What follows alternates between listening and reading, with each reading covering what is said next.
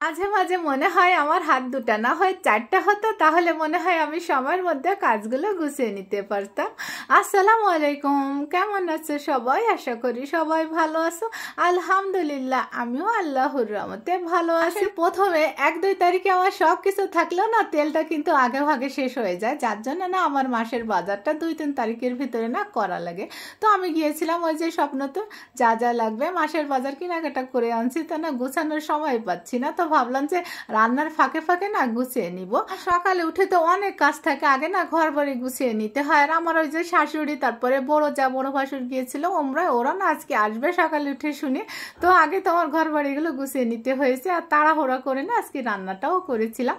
তো দুধের যারা দেখি দুধ নেয়, তো আমি একটু দুধ ঢেলে নিয়েছি, একটু দুধ চা। আর এই যে রুটিগুলো দিয়ে না চা খেতে না অনেক ভালো লাগে, তো ভাবলাম যে এটা দিয়ে না নাস্তা করি। আর ফাঁকে কিন্তু আমি এই যে রান্নাটা বসিয়ে দিয়েছিলাম, এখানে ফুলকপি রান্না করছি আমি হচ্ছে রুই মাছের পেটি দিয়ে। তরকারিটা প্রায় হয়ে যাওয়ার মতো হয়ে গিয়েছে, এটা আমি পাশের চুলায় বসিয়ে দিয়ে এপাশে আমি ভাজিটা না রান্না করে নিব। তো এই যে চুলায় আমি প্যান বসিয়ে দিয়ে পরিমতো তেল দিয়েছি, আর 2টা ডিম না আমি ফেটিয়ে নিয়েছিলাম, তো এটা আমি স্ক্রাম্বল করে নিয়ে তারপরে উঠিয়ে নিই। শাশুড়ি যেহেতু অনেক দিন পরে আসতেছে, মানে অনেক দিন ছিল তো সৌদি আরবে, তাদের কষ্ট হয়ে গিয়েছিল। আর তারপরে প্লেন জার্নি, বাস জার্নি, কত জার্নি করে আসতেছে, তো তাদের তো একটু সমস্যা হবে।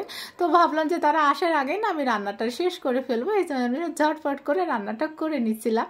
তো আমি এই যে পাতাকপি আর অল্প মনে ফুলকপি ছিল এর সাথে কুচি করে নিয়েছিলাম, নিয়ে তারপর আমি ভাজিটা করব ওই যে ডিম দিয়ে। আর ওদিকে দেখো আমার ফুলকপি মাছের তরকারিটা কিন্তু হয়ে গিয়েছে, ওটা আমি নামিয়ে নিয়েছি। আর ভাজিটা আমি ওই পাশে দিয়েছি, দিয়ে এখানে রুই মাছ, এটা আমি ম্যারিনেট করে রেখেছিলাম আগে, তো এই মাছগুলো না ভেজে নিই। আজকে তরকারির পরিমাণটা একটু বেশি, দেখো অনেকগুলো না মাছ রান্না করতে হয়েছে। তো যাই হোক, অনেকগুলো মাছ না একবারে ভাজা হচ্ছিল না, তো আমি কিছু মাছ ভাজা হয়ে গেলে পাশে ফাঁকে ফাঁকে না আমি অন্য মাছগুলো দিয়েও ভেজে নিয়েছিলাম। আর ওই যে মাছগুলো ভাজা হয়ে গিয়েছে, আর এখন আমি একটা প্যান বসিয়ে দিয়েছি এখানে পরিমাণ মতো তেল। আর এই বাটা মশলার ভিতরে আছে পেঁয়াজ, রসুন আর কাঁচামরিচ আমি ব্লেন্ড করে নিয়েছিলাম। আর বাকি সব মশলা দিয়ে আমি একটু তেলের সাথে ভেজে নিয়ে অল্প পানি দিয়ে না মশলাটা কষিয়ে নিব। আর কষানো হয়ে গেলে আমি এখানে দিয়ে দিব ওলকপি। তো ওলকপিতে তোমরা কি দিয়ে খাও?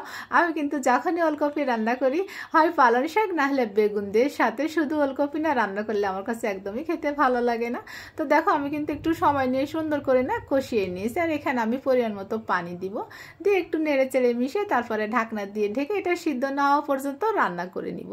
আর যখন সিদ্ধ হয়ে যাবে তখন আমি দিয়ে দেব সেই পালং শাকগুলো। আর ওদিকে দেখো আমার ভাজিটা কিন্তু হয়ে গিয়েছে। আর দেখো আমি কিন্তু ফাঁকে ফাঁকে না অনেক কাজ কিন্তু গুছিয়েও নিয়েছি, আজকে অনেক দ্রুত না কাজ গুছিয়েছি। মনে হচ্ছিল আমার হাত জন্য 2টোর জায়গায় 4টা হলে না আরও দ্রুত আমি গুছিয়ে নিতে পারতাম। তো যাই হোক, আমার সময়ের মধ্যে কিন্তু কাজগুলো গুছিয়ে নিতে পেরেছিলাম আলহামদুলিল্লাহ। এই যে এখানে ওলকপিগুলো না সিদ্ধ হয়ে গিয়েছে, আর আমি এখন দিয়ে দিব সেই পালং শাকগুলো। পালং শাকগুলো আমি আগে কিন্তু সুন্দর করে কেটে তারপরে ধুয়ে রেখেছিলাম, তো আমি একটু নেড়ে চেড়ে মিশিয়ে ঢাকনা দিয়ে ঢেকে খানিকক্ষণ রান্না করে নিয়ে তারপরে দিয়ে দেবো এখানে আমি ভেজে রাখা সেই মাছগুলো।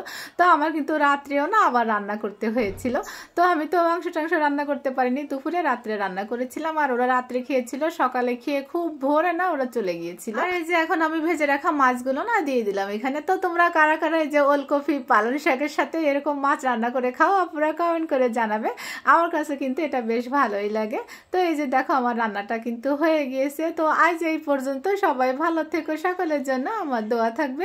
আসসালামু আলাইকুম।